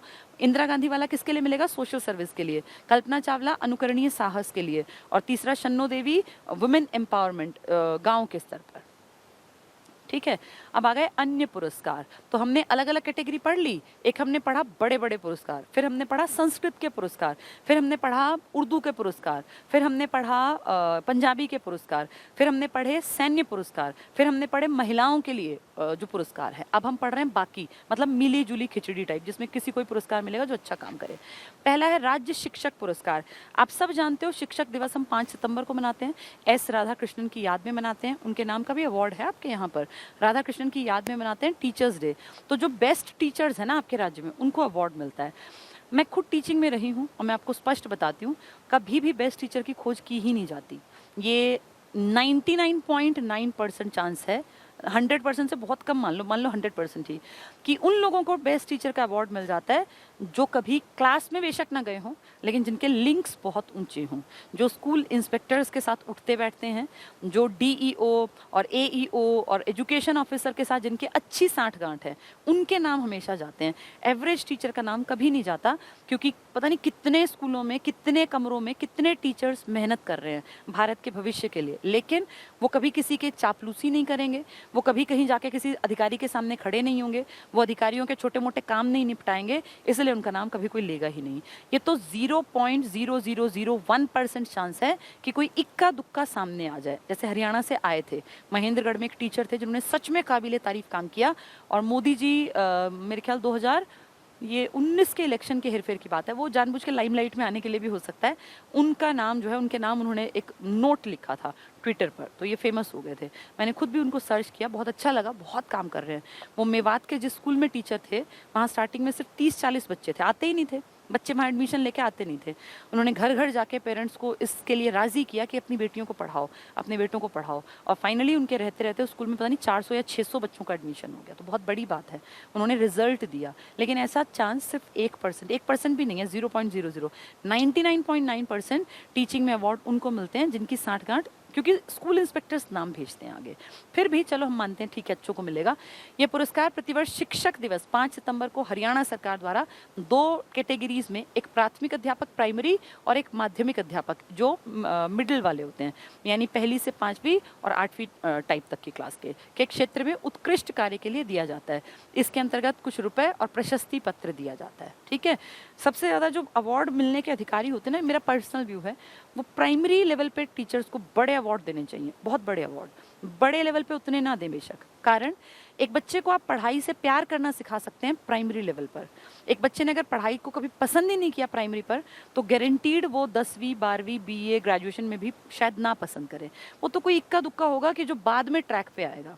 लेकिन अगर एक बच्चे को प्राइमरी में पढ़ाई से प्यार हो कि यार मुझे पढ़ना है, नहीं मम्मा मुझे स्कूल जाना है, मुझे काम करना है, इस तरह का व्यवहार वो तब करेगा जब टीचर्स बहुत ज़्यादा मोटिवेशन देंगे। और वो बहुत ज़्यादा मोटिवेशन देने में दम लगाना पड़ता है। किसी भी काम को बेहतर करने के लिए ना आपको अपनी जान लगानी पड़ती है। फॉर्मेलिटी से किए गए काम कभी भी बढ़िया नहीं होते, बहुत अच्छे नहीं होते।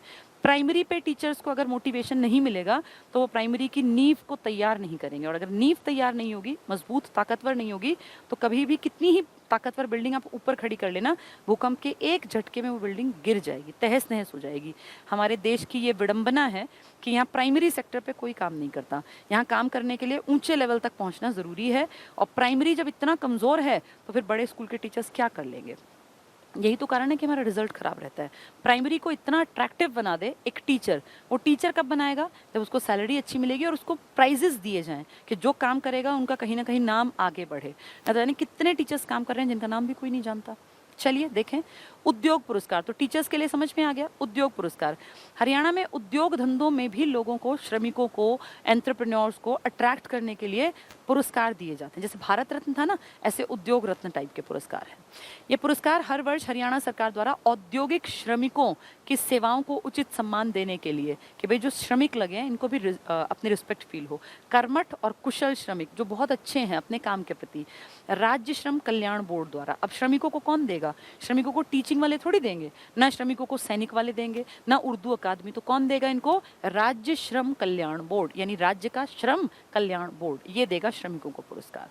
जननायक देवीलाल पुरस्कार, आप अच्छी तरह वाकिफ हैं, आपके देश में जननायक देवीलाल यानी ताऊ देवीलाल, जिनके नाम जो है बहुत रिस्पेक्ट के साथ लिया जाता है, क्योंकि देवीलाल जी आपके देश के उप प्रधानमंत्री भी रहे हैं, किंग मेकर भी रहे हैं 1989 से 1991 के बीच, जब 2 पीएम आए थे, एक वीपी सिंह और एक चंद्रशेखर। तो इनके नाम का पुरस्कार किसानों के क्षेत्र में यानी खेती के क्षेत्र में दिया जाता है। जिला स्तर पर जो बेस्ट प्रोडक्शन करता है, एक जैसे भाई इतने किले में इतना निकाल लिया गेहूं, तो उसको मिलेगा जो बेस्ट होगा, और फिर राज्य के स्तर पर जो एक नंबर 1 होगा उसको 1 लाख रुपए, और जो जिले में होगा उसको 25,000 रुपए।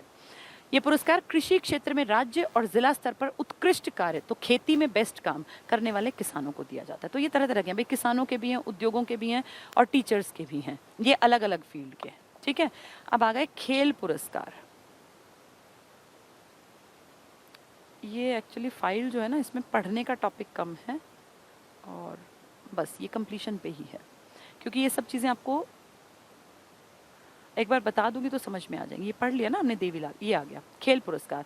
आप सब जानते हैं कि हरियाणा का खेलों में बहुत बड़ा योगदान है और पूरे वर्ल्ड में जब भी कभी बड़े बड़े प्रतियोगिताएं होती हैं, वर्ल्ड के 3 बड़े स्पोर्ट्स अगर मैं बात करूं तो OAC, Olympic, Asian, Commonwealth. Olympic games जो हैं वो टफेस्ट कंपटीशन मान लो, और देश का जो सबसे, देश क्या पूरे वर्ल्ड के जो बेस्ट लोग होते हैं वो निकल के आते हैं। ये आपके 3 OAC, O का मतलब है ओलंपिक, A का मतलब है एशियन गेम्स और C मतलब है कॉमनवेल्थ। कॉमनवेल्थ गेम्स, कॉमनवेल्थ आप जानते होंगे ना, जो पहले कभी किसके अधीन थे, महारानी ब्रिटेन के गुलाम थे। इनको CWG कॉमनवेल्थ गेम्स भी कहते हैं, ठीक है। ओलंपिक कभी आपके यहाँ नहीं हुए और ना ही होने की उम्मीद, क्योंकि उतनी सुविधाएं आपके पास हैं ही नहीं। एशियन 2 बार हुए हैं, बाप बेटी प्रधानमंत्री थे, यानी नेहरू के टाइम में 1951 में पहली बार फर्स्ट ओलंपिक ये एशियन, और 9वें एशियन 1982 में नई दिल्ली में दोबारा से इंदिरा गांधी के टाइम। कॉमनवेल्थ सिर्फ एक बार हुए हैं 2010 में, और याद करो दंगल मूवी में तुमने देखा था कॉमनवेल्थ दिल्ली में हुए थे। तो कॉमनवेल्थ एक बार 2010 में हुए हैं, एशियन 2 बार, 1951 में पहला एशियाई खेल था और 1982 में 9वां एशियाई खेल। ये भी 4 साल में एक बार, ये भी 4 साल में, ये भी 4 साल में। ओलंपिक पिछले साल होने थे, आप लोग जानते हैं 2020 में, लेकिन इस पैंडेमिक के चलते जापान के टोक्यो शहर में तैयारी थी, अगस्त तक था कि होंगे होंगे होंगे, लेकिन जब ये पैंडेमिक बढ़ता गया तो पहली बार, मतलब लंबे टाइम बाद, वैसे तो पहले भी नहीं हुए थे सेकेंड वर्ल्ड वॉर में, ये ओलंपिक टाल दिए गए एक लंबे दौर के बाद। पहले भी टलते थे लेकिन अब एक लंबे दौर के बाद टले हैं, क्योंकि पैंडेमिक इतना फैल गया कि खिलाड़ियों को इकट्ठा करना पॉसिबल नहीं हुआ। तो ओलंपिक आपके यहाँ कभी नहीं हुए। एशियन 1951 नेहरू और 1982 इंदिरा गांधी, पहले और 9वें, और कॉमनवेल्थ 2010 कांग्रेस की सरकार थी मनमोहन सिंह की, ठीक है। अब आप हरियाणा के लोगों को चाहते हैं कि हरियाणा के लोग उठा के लाएं, कॉमनवेल्थ में भी और एशियन में भी और ओलंपिक में भी। तो आपने क्या किया, आपकी सरकार ने कह दिया हम प्राइज देंगे भाई, बड़े प्राइज देंगे, बाकी देश कुछ दे ना दे, हम देंगे बड़े प्राइज जो हरियाणा के लोग हैं। इसमें गोल्ड, सिल्वर और ब्रॉन्ज, यही तो होते हैं ना। तो इसमें गोल्ड को ओलंपिक में अगर कोई जीत के लाता है तो 6 करोड़ रुपए मिलेंगे। 6 करोड़, अगर एक गेम्स में वो ओलंपिक में एक गोल्ड मेडल जीत जाए, 6 करोड़ रुपए। अगर वो एशियन में गोल्ड जीतता है तो उसको मिलेंगे 3 करोड़ रुपए, क्योंकि एशियन सिर्फ एशियाई देश खेलते हैं।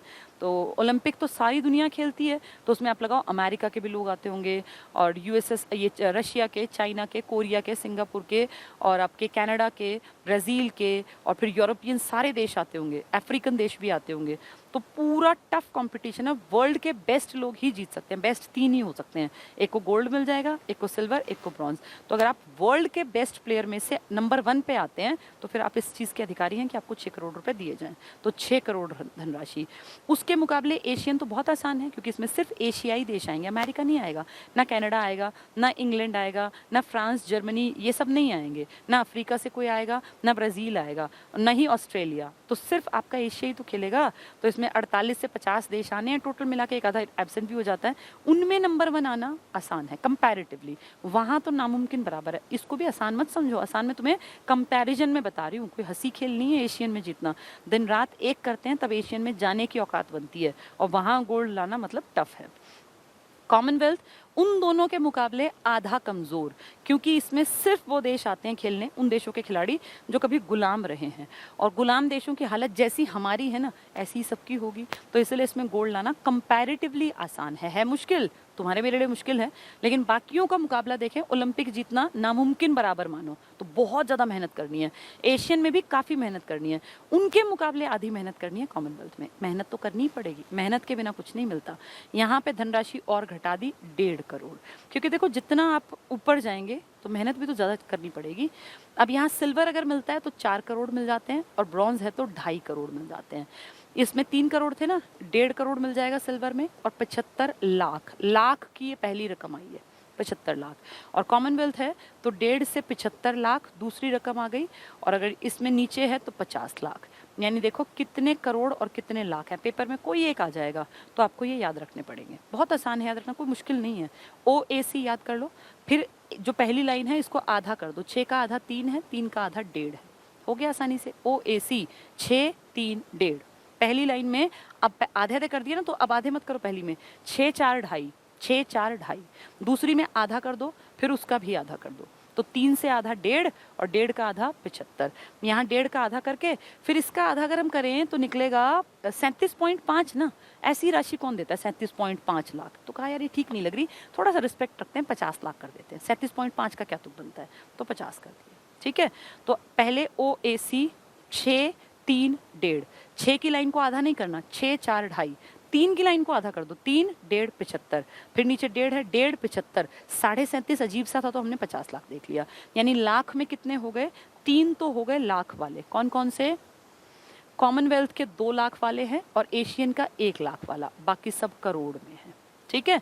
तो बहुत आसान है और बहुत ज़्यादा बार ये पेपरों में आता है, कुछ नहीं है इसमें, दिमाग में रखना है। OAC 6 3 1.5, 6 4 ढाई, सब करोड़ में है, 3 1.5, अब लाख शुरू हो गए, 75, आधा 75 और आधा ना करके कितने पे छोड़ दिया, 50 पे। ये 3 है लाख के, वो सब है करोड़ के। तो 6 4 ढाई लंबी लाइन में, 6 3 1.5, 3 से आधा आधा कर दो, 3 1.5 75, 1.5 75, आधा मत करना, 50 कर देना, ठीक है। ये वर्ल्ड के सबसे बड़े कंपटीशन जीत के आने वालों को हम देते हैं हरियाणा की तरफ से, कि अगर हमारे यहाँ से कोई इतनी मेहनत कर रहा है तो उसको पैसे, एक आदर, एक मान सत्कार मान लीजिए, ये एक तरीके से उसको मोटिवेट करना, ठीक है। अब ये तो थे बहुत बड़े पुरस्कार। आपके अपने हरियाणा के लेवल पे भी तो पुरस्कार है, भीम पुरस्कार, ये तो थे भैया बहुत बड़े बड़े जीत के आए। भीम पुरस्कार में एक साल में कम से कम 5 खिलाड़ियों को, जैसे पीछे 40+ को मिला था, कम से कम 5 को दिया जाता है और इसकी धनराशि 5 लाख रुपए थी। अब हो सकता है 2020 में कुछ बढ़ाई भी हो, मैं इसको राशियों को एक साथ एक टेबल बना के आपको बता दूंगी। ये हरियाणा का सबसे बड़ा खेल पुरस्कार है, इससे बड़ा हरियाणा में कोई पुरस्कार नहीं है। और भारत का सबसे बड़ा खेल पुरस्कार राजीव गांधी खेल रत्न पुरस्कार। आप सब जानते हैं 1991 में राजीव गांधी का मर्डर हुआ था और उनकी सरकार आ गई थी। राजीव गांधी नहीं थे जिंदा, लेकिन सरकार आई थी और उस सरकार ने 1992 में इनकी यादगार बनी रहे इसलिए सबसे बड़ा स्पोर्ट्स का अवार्ड चलाया था, नाम दिया था राजीव गांधी खेल रत्न पुरस्कार, जिसमें पहले 5 लाख रुपए, 7.5 लाख रुपए, इस तरह पहले 7.5 मिलते थे, अब वो बढ़ा के 25 लाख कर दिए। इसी साल तो किया है ये, तो सबसे बड़ा इंडिया का। हम अपने की बात करें तो हमारा भीम अवार्ड है। ये पुरस्कार एक साथ कम से कम 5 खिलाड़ियों को, ये जो है ना भीम, ये कम से कम 5, एक को नहीं मिलता ये। इस पुरस्कार के अंतर्गत 5 लाख रुपए दिए जाते हैं। अब ये अगर बढ़ा होगा तो मैं आपको जरूर बता दूंगी। नई खेल नीति 2015 के अनुसार नया खेल डिफलायम्पिक्स, डिफलायम्पिक्स क्या है, DEAF, डेफ होता है बहरे, गूंगे बहरे लोग भी। तो आपने देखा कितनी बार ऐसा होता है कि हमारे यहाँ से गूंगे बहरे लोग भी बड़े बड़े कॉम्पिटिशन जीत जाते हैं। अभी पीछे एक वो मिस क्या बनी थी, वो डेफ के कॉम्पिटिशन में मेरे ख्याल वो नंबर 1 पे आई थी, कोई मिस, जैसे इंडिया मिस वर्ल्ड बनती है ना, इस टाइप से उनको कोई तबका मिला था। पानीपत की थी, सुनाई नहीं देता ना बोल सकती, लेकिन इतनी कॉन्फिडेंट थी वो, जब वहाँ पे ब्यूटी पेजेंट में खड़ी हुई थी, उनको देख के सच में लग रहा था कि इनको कितनी नॉलेज होगी, ना वो सुन सकती ना बोल सकती। तो हरियाणा तो वो है कि जहाँ ना सुन और ना बोल पाने वाला आदमी भी अपनी उपस्थिति दर्ज करा देता है, तो इसीलिए बहुत बड़ी चीज़ है ये, ठीक है। डेफलायम्पिक्स कौन है, जो बहरे हैं या किसी तरह से कमज़ोर हैं, शरीर के किसी अंग में कोई, मान लीजिए किसी भी फॉर्म में, जैसे माने हम हाथ पैर नहीं है तो वो पैरालंपिक्स खेल के आते हैं, इस तरह के लोग जो कि कुछ ना कुछ प्रॉब्लम होती है शरीर की। डेफलायम्पिक्स जो कान से नहीं सुन सकते, बोल नहीं सकते, जोड़ा गया और खिलाड़ियों को नकद राशि देने की बात की। अब इन लोगों को भी नकद राशि मिलेगी। नकद कितनी कितनी, 6 3 1.5, अगर ऐसे करें 6 3 1.5, 6 4 ढाई, 3 1.5 75, 1.5 75 50, ठीक है। पहला भीम अवार्ड गीता जुत्सी को दिया गया था। ये गीता जुत्सी कोई आज की नहीं है, एथलेटिक्स में 1978 से बहुत एक्टिव थी। 1978 82 जब वो एशियन और वो सब हुआ करते थे ना, तब ये बहुत टॉप में खेलने वाली एथलेटिक्स में अपने इंडिया को रिप्रेजेंट करती थी। तो पेपर में कई बार आता है गीता जुत्सी का संबंध किससे है, एथलेटिक्स से। आप ये लगा लो 40 साल पहले इस औरत ने एथलेटिक्स में अपना नाम खड़ा किया था, गीता जुत्सी। तो इनको पहला भीम अवार्ड दिया गया, ठीक है। भीम अवार्ड 16-17 से सम्मानित। ये किताब जब मैंने लिखी ना तो 18-19 के आंकड़े थे, ये अब नहीं आएंगे, अब ये पूछेंगे नहीं, क्योंकि ये इतने पुराने, तो 5 साल बीत गए इस बात को। अब इस दौर में नई नई चीज़ें आई हैं, लेकिन इसको तुम कैसे याद कर सकते हो, कौन किस खेल से जुड़ा है, मोटे मोटे। जैसे साक्षी मलिक आपको पता होना चाहिए, रोहतक से जुड़ी हैं और ये तो ओलंपिक में भी जीत के आई थी। कुश्ती से जुड़ी हुई है, ओलंपिक में जीत के आई थी, रोहतक से इनका वो है, इनकी मिट्टी रोहतक वाली है। इसके बाद अगर बड़ा नाम कहें तो गौरी श्योराण है, पंचकुला शूटिंग में बहुत बड़ा नाम था गौरी श्योराण का। इसके बाद संदीप कुमार हैं लेकिन उतना नहीं है। कुश्ती में किस किस को मिला है तो बबीता फोगाट कुश्ती करती हैं, आप जानते हैं विनेश फोगाट कुश्ती करती हैं, दोनों बहनें कज़न हैं, ये ददरी से हैं। और बस ये मेन दो नाम थे। बॉक्सिंग में अगर पूछेंगे तो बॉक्सिंग में आपको पूजा रानी का नाम याद रखना है भिवानी से, विकास यादव बहुत बड़ा नाम भिवानी से, और ऐसे हैं तो बहुत सारे लेकिन सब नहीं पढ़ रहे ना। सरदार सिंह सिरसा से हैं, हॉकी के बड़े प्लेयर हैं। और एक आपका संग्राम दहिया का बड़ा नाम था शूटिंग में सोनीपत से। और रानी रामपाल का तो बहुत बहुत बड़ा नाम, हॉकी में बहुत बड़ा नाम है रानी रामपाल का, कैप्टन भी रही हैं, कुरुक्षेत्र से हैं। दीपा मलिक का तो इतना बड़ा योगदान है, पैरालंपिक्स में पहली बार एक औरत सिल्वर जीत कर आई थी शॉटपुट में। इनका शरीर जो है ना, पेट के नीचे से पैर तक बिल्कुल शरीर खराब है, उठ के चल नहीं सकती, लेकिन अपने जज्बे को इन्होंने इतना कायम रखा। हरियाणा के भैंसवाल कला से संबंध रखने वाली एक महिला कितनी आगे तक जा सकती है, अपने आप में एग्जाम्पल है हमारी दीपा मलिक जी। आज लगभग 50 साल की हैं, पता नहीं कितने देशों में कितनी यात्राएं कर चुकी हैं। अब पिछले इलेक्शन में इनको ये बनाया गया था, वोट का एक जैसे एम्बेसडर बनता है ना, तो इन्होंने मैसेज दिया था। तो दीपा मलिक बहुत बड़ा नाम है। सोनीपत से पैरा एथलेटिक्स, पैरा कौन हुए, जिनके शरीर में कुछ भी तरह की कमी है, जिसको आप विकलांग कह देते हैं ना, वो पैरा एथलेटिक्स में आ गई। शॉटपुट वो भारी वाला गोला फेंकती हैं। इसके बाद अपने यहाँ बड़ा नाम योगेश्वर दत्त, कोई शब्दों में इनको बता नहीं सकते, इतना बड़ा काम इन लोगों के हैं क्योंकि ओलंपिक तक ये लोग गए हैं। कुश्ती में सोनीपत से हैं। और ये संदीप कुमार पैदल चाल में है महेंद्रगढ़ से। बस ये मेन से हैं जिसको रीडिंग सबकी कर लेना, लेकिन ये पुराने हो गए अब। ये 2016 भी पुरानी घटना है, 2020 अगर हो गया होता तो हम करंट में उनको पढ़ते, लेकिन 2020 हुआ ही नहीं। रियो डी जेनेरियो वाली बात कर रहे हैं ये, रियो पैरालंपिक। पैरा मतलब कौन हुए, जो लोग पैर हाथ किसी का कुछ खराब है। दीपा मलिक अभी मैंने नाम लिया, हरियाणा के भैंसवाल कला सोनीपत से है। गोला फेंक शॉटपुट में रजत, बहुत बहुत बड़ी अचीवमेंट है ये किसी के लिए भी, ठीक है। देवेंद्र झांझड़िया को मिला था, अब ये आएंगे नहीं, ये सिर्फ सुन लो क्योंकि ये पुरानी बात हो गई। देवेंद्र झांझड़िया को मिला था भाला फेंक में, इनके भी शरीर में प्रॉपर ठीक नहीं है, लेकिन फिर भी पैरालंपिक में आ गया गोल्ड। वरुण सिंह भाटी, इनको हाई जंप में कहाँ से मिला, थंगावेलू मरियप्पन, इनको हाई जंप में गोल्ड मिला। हमें मेन अपनी दीपा मलिक से मतलब रखना है क्योंकि हरियाणा जीके में ये पूछ सकते हैं, ठीक है। चलो लास्ट आ गया, अन्य तथ्य हैं कुछ। मोतीलाल नेहरू खेल स्कूल, राई स्पोर्ट्स स्कूल की बात कर रहे हैं। आप अच्छी तरह जानते होंगे राई स्पोर्ट्स स्कूल बहुत बड़ा, पहला अपनी तरह का एक्सपेरिमेंटल स्कूल था। 300 एकड़ में राई स्पोर्ट्स स्कूल, गांव के लोगों ने ज़मीन दी थी सस्ते में, मतलब ना बराबर में, कि यहाँ बना लो। उस टाइम पे ये एक एक्सपेरिमेंटल स्कूल था कि देखें कि क्या खिलाड़ियों को पढ़ाई का बर्डन कम से कम देके और ज़्यादा बेहतर निखारा जा सकता है, और क्या खेल के दम पे हम एक यूनिवर्सिटी, एक इस तरह का स्कूल, कोई जो एक्सपेरिमेंट हो, उसको खड़ा कर सकते हैं। और ये काफ़ी हद तक कामयाब हुआ क्योंकि राई स्पोर्ट्स स्कूल से न जाने कितने लड़के लड़कियां एनडीए में, सीडीएस में निकल गए। स्पोर्ट्स उनके पहले सबसे बड़ा ऑब्जेक्टिव को अचीव करते हैं स्पोर्ट्स के नाम पर। पढ़ाई भी है, लेकिन पढ़ाई के साथ साथ, जैसे आम स्कूलों में क्या है, पढ़ाई करते रहो, खेलने जाना कोई ज़रूरत नहीं, एक डिबेट में लेना है हिस्सा कोई ज़रूरत नहीं, किताब नहीं पढ़नी आती कोई, मतलब नंबर आ जाए, लेकिन ये लोग ऐसा नहीं करते। मोतीलाल नेहरू स्पोर्ट्स स्कूल बोलते हैं, खेल स्कूल राई में है। 1973 में इंदिरा गांधी का टाइम था, ये एक्सपेरिमेंटल स्कूल खुला था। हरियाणा के मास्टर चंदगी राम, चांदगी लिखा है, चंदगी राम है, पैदल चाल में इनका बहुत बड़ा नाम है। ये को 2 बार भारत केसरी और हिंद केसरी का खिताब मिला। ये वो हैं पहलवान, चंदगी राम, पैदल चाल वाले दूसरे हैं। नेक्स्ट है साइना नेहवाल, हिसार की, सब जानते हैं इनके बारे में, बैडमिंटन की बेस्ट प्लेयर्स में से हैं ये। 2008 में वर्ल्ड जूनियर बैडमिंटन, उस टाइम यंग रही होंगी, चैंपियनशिप जीतने वाली पहली महिला खिलाड़ी। तो जहां बैडमिंटन का नाम आया और हरियाणा का नाम आ जाए तो तुम्हें याद रखना है हमारे हिसार की, कौन, साइना नेहवाल। कपिल देव को सब लोग जानते हैं, हरियाणा हरिकेन के नाम से, वैसे चंडीगढ़ के, पर हम कहते हैं हमारे हैं, हरियाणा हरिकेन है। तूफान की तरह इनकी बॉलिंग के लिए जाने जाते हैं। 83 का वर्ल्ड कप इनकी कप्तानी में था। 83 में पहली बार क्रिकेट वर्ल्ड कप जीता था, तब ये कैप्टन थे। नवाब मंसूर अली खान पटौदी, यानी सैफ अली के पिताजी, जिन्होंने शादी की थी, इनकी माता जी का क्या नाम है, मेरे दिमाग से स्लिप हो गया, ये उस टाइम के बड़े क्रिकेटर थे। और पटौदी को ही हम टाइगर के नाम से भी जानते थे। तो इनके कैप्टनशिप में ना हमने पहली बार कोई टेस्ट सीरीज जीती थी, आज के नहीं है, बहुत पुराने हैं।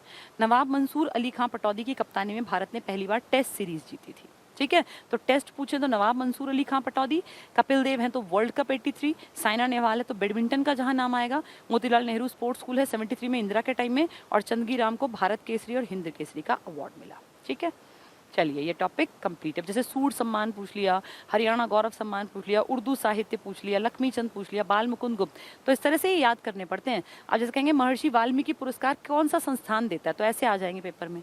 अब महर्षि वाल्मीकि संस्कृत बोलते हैं तो इसका मतलब संस्कृत वाला देता होगा, ये देता होगा, तो ये पढ़ने से आपको आ जाएंगे। ठीक है, ये टॉपिक हमारा कंप्लीट हो गया। लिस्ट रटने की बिल्कुल ज़रूरत नहीं है, 16-17 के अवार्ड्स को अब नहीं पूछेंगे। हाँ, जो इंपॉर्टेंट लोग हैं उनके क्षेत्र ज़रूर पढ़ लेने चाहिए, और कल मैं वही पढ़ाऊंगी। कल मैं पढ़ाऊंगी हरियाणा की कौन सी स्पोर्ट्स पर्सनालिटी किस खेल से जुड़ी है, जो मेन है, उनको पढ़ के कल वो टॉपिक क्लियर कर लेंगे।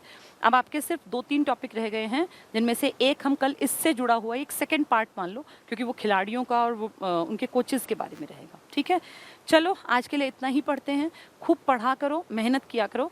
जिन लोगों को हम पढ़ रहे हैं ना, इन्होंने सही टाइम पे सही डिसीजन लेके अपने अपने फील्ड में मेहनत की है। चाहे वो कोई खिलाड़ी थे, वो सेना के जवान थे, होशियार सिंह जैसे बड़े लोग थे, या फिर वो कोई महिलाओं की बात करें कि कल्पना चावला है, तो नाम ऐसे ही नहीं बड़े बनते। नाम बड़े बनाने के लिए मेहनत करनी पड़ती है। हम लोग मेहनत करेंगे तो आगे पहुँचेंगे, मेहनत नहीं करेंगे तो आप आगे नहीं बढ़ेंगे। सबसे पहली प्रायोरिटी तुम्हारे लिए इंडिपेंडेंट बनना है, ये होनी चाहिए। सब चीज़ें सेकेंडरी हैं। इस टाइम का मौज मस्ती, इस टाइम की नींद, इस टाइम का खाना, इस टाइम की हर चीज़ आप त्याग सकते हो। मैं तो बल्कि कहती हूँ कि इस टाइम तो आपकी बॉडी जो है ना इतनी एनर्जेटिक होती है कि अगर आप खाने में बहुत ज़्यादा ध्यान नहीं दोगे ना, थोड़ा बहुत भी खाते रहोगे तो भी आप फिट एंड फाइन रहोगे। पहली प्रायोरिटी अर्जुन को जैसे वो आँख दिखी थी ना तीर मारते टाइम, सिर्फ उसका पूरा ध्यान, कंसंट्रेशन उस मछली की आंख पर था। किसी को पेड़ दिख रहे थे, किसी को पत्ते दिख रहे थे, किसी को कुछ, उसको सिर्फ मछली की आंख दिखी थी। ये कंसंट्रेशन होना चाहिए। अब तुम्हारे लिए सिर्फ एक चीज़ दिखनी है, और वो है गवर्नमेंट जॉब मुझे कैसे मिलेगी। ऐसे ढेरों लोग हैं जो 20-20 साल में नौकरियों पर हैं, जो 20 साल से बड़े अपने घर बैठे हैं। अब तुम देखो, अगर तुम 24 के, 27 के, 30 के हो गए हो और तुम्हारे पास अब तक अपना कोई बैंक बैलेंस नहीं है और नहीं तुम्हारे अकाउंट में पैसे आते, तो इसका मतलब ये अलार्मिंग स्टेज है। अब संभल गए, आज से 4 साल बाद संभलने का मौका नहीं मिलेगा। जिंदगी बहुत जल्दी भाग जाती है, और ये पढ़ाई का दौर तो ऐसे फुर होता है कि आदमी बाद में सिर्फ पछताता है कि काश तब पढ़ लिए होते।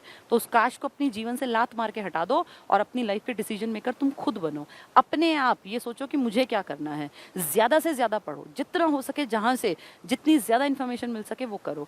अपनी मेहनत से ही आप कामयाब होगे। अपने मरे बिना स्वर्ग नहीं दिखता। मेरे पढ़ाने से किसी को कुछ नहीं आना, मैं तो सिर्फ चीज़ों को एक बार कान तक पहुंचा सकती हूँ। उसके बाद आपके दिमाग में ये सब चीज़ें घूमेंगी कब, जब आप अपने कानों को, अपनी आंखों को, अपनी ज़बान को बार बार परेशान करोगे, बार बार पढ़ोगे, बोलोगे, पढ़ोगे, बोलोगे, तब बात बनेगी। ठीक है, चलिए आज के लिए इतना ही, और अब धीरे धीरे हम लोग बस कंप्लीशन की तरफ बढ़ते जा रहे हैं। और अब जितना हो सके चीज़ों में से गुजरने की कोशिश करो। अगर मार्च में एग्ज़ाम होता है तो वेल एंड गुड है, हमारी तैयारी पूरी है लगभग। वैसे तैयारी पूरी कभी नहीं होती, आप पढ़ने को पूरा साल पढ़ लो, कम दिखता है वो। हम कितने कितने साल पढ़ाते रहते हैं। मुझे याद ही नहीं लास्ट मैंने कब कहा हो कि मेरा पूरा सिलेबस कंप्लीट हो गया। कितने साल हो गए सिलेबस कंप्लीट नहीं होता। क्यों? क्योंकि रोज़ रोज़ नई नई बातें फिर निकल आती हैं, फिर लगता है ये भी पढ़ा दें, ये भी पढ़ा दें, ये भी पढ़ा दें। लेकिन फिर भी एक मोटे तौर पर देखें तो लगभग चीज़ें मैंने आपको बता दी हैं। अब ये आपकी जिम्मेदारी है कि किताब उठा के उन सब चीज़ों को टाइम टू टाइम रिवीजन देते रहना। ठीक है, थैंक यू, गुड नाइट। हाँ, शर्मिला टैगोर किसी ने लिख दिया, सैफ अली की माता जी का नाम शर्मिला टैगोर था। वैसे वो आएगा नहीं पेपर में। नवाब मंसूर अली खां पटौदी, जिनको टाइगर के नाम से जानते हैं, ये पूछ सकते हैं। 61 की टेस्ट सीरीज में थे ये। ठीक है, थैंक यू।